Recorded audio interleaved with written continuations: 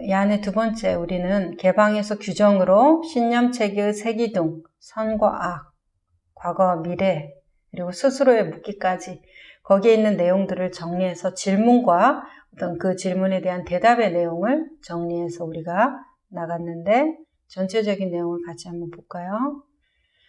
첫 번째 질문, 구분된 개인화는 어떻게 진행되었나? 대답, 모든 물체, 모든 경험은 생각의 여러 형태이다. 해탈은 희망이나 노력과 아무런 관계가 없다. 존재하는 것은 존재뿐이다. 활짝 열린 한계 없는 주의력만이 있을 뿐이다. 신체에 한정되어 있는 존재라는 믿음이 우리를 사로잡는다. 마음은 언어와 기억, 추상화를 통해 내 몸, 내 옷, 내 장난감의 과정을 부추긴다. 나와 남이 있다는 것은 부모에게 배우면서 개방에서 규정으로, 무한에서 구분으로, 비분법에서 이분법으로 새로운 관념들을 끊임없이 역할을 부여하며 나를 늘려간다. 다른 사람들도 모두 같은 믿음을 가진다는 것처럼 보이므로 구분된 존재라는 생각이 편하게 자리를 잡는다. 두 번째 질문, 인격이 하나의 역할에 불과하다면 인생의 성공에 무슨 의미가 있겠는가? 대답, 우리의 신념 체계에는 개인의 관념과 시간이 존재한다는 믿음과 하나를 두 개로 쪼개는 이분법이 있다. 우리에게 이력이라는 것이 없다면 과거를 생각하지 않는 존재에게 개인성이라는 것이 무슨 의미가 있을까? 개인의 과거라는 것은 모래 위의 발자국과 같은 것이다. 발자국은 분명한 모양으로 나타나지만 그 본질은 주변의 모래와 구별되지 않는다. 발자국의 경계선이란 오직 마음속에만 존재하는 것이다. 그렇다면 과연 시간이 관념화의 그물 밖에 별도로 존재하는가? 현재가 어디에 있는가? 현실조차 마음의 관념일 뿐이다. 마음은 기억을 통해 과거, 현재, 미래로 분석한다. 세 번째 질문, 더 나은 미래를 만드는 것이 가능한 것인가? 대답, 무엇이든 의심 없이 받아들인다는 것은 또 하나의 신념 체계를 만드는 일에 불과하다. 악 없는 선이 우리 마음속에 존재할 수 있을까?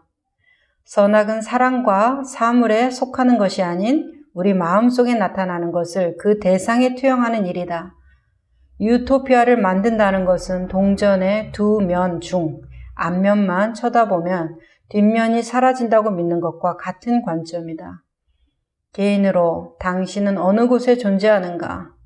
당신이 떠올리는 순간에 또는 누군가가 건드리는 순간에만 나타나는 것이라면 당신의 마음속에 있는 사고는 당신의 마음속에 있는 사고와 관념일 뿐이다. 네 번째 질문, 자신이 행위자라고 주장하는 이 개인이 어디에 존재하는가? 대답, 내가 구분되는 느낌은 몸과 마음을 통해 규정하는 습관과도 관련된다. 존재를 행위자로 인식하는 것은 자유의지를 가진 인간이라는 느낌과도 연결된다. 회고와 전망은 자아의 관념에 현실감을 불어넣는 필수 요소이며 감정, 성격, 생각과 같은 것들은 현실감의 소도구가 된다. 생각과 성격과 기억의 한 무더기, 그것이 우리 자신이란 말인가? 이 개인은 과연 실제로 존재하는 것인가? 아니면 우리 머릿속에 나타나는 하나의 이미지인가? 용이라는 것의 암놈과 순놈을 어떻게 구분하는 줄 아는가? 그렇다면 용이라는 것이 실제로 존재하긴 하는 것인가? 용은 상상 속의 동물일진데 구분이 무슨 의미가 있겠는가? 다섯 번째 질문입니다. 우리는 우리의 인생을 통제할 수 있는가? 답, 우리에게 자유의지를 가졌다는 느낌은 삶을 선택할 수 있으며 통제할 수 있다는 믿음을 준다. 그러나 자유의지로 내린 결정이라는 것을 잘 보면 주어져 있는 조건, 즉 과거의 경험이나 사회적 습관 등에 의해 빚어진 조건 반사적 반응이었을 뿐이다. 그 근거가 되는 것은 본능과 기억 그리고 교육이다. 산다는 것은 사라지는 것으로 보아야 할 것이다. 스스로나 타인을 비판하는 버릇에서 벗어날 수 있게 된다면 얼마나 많은 내면의 소리가 사라질지 생각해보라. 우리가 생각을 마음대로 할 수 없다는 것을 이해한다면 자유의 느낌이 일어날 것이다. 모든 것이 제 일어날 대로 일어나고 있다는 것을 알아보기 때문이다. 마지막 질문입니다.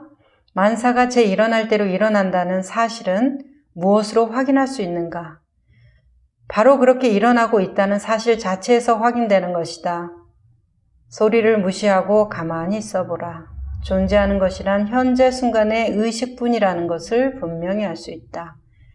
존재하는 것이란 있음뿐이고 그 안에 모든 것이 나타나는 것이다. 모든 물체, 경험은 생각의 여러 형태이다. 깨어났을 때 우리의 지각이 나타나는 것은 꿈속에서와 마찬가지의 방식이다. 우리 인식 범위 밖의 세상이 존재할 가능성이 있는가? 나에 대한 이야기에서 벗어나서 나로 규정하는 느낌마저 사라져 있을 때 그대로 명정하게 바라보게 된다.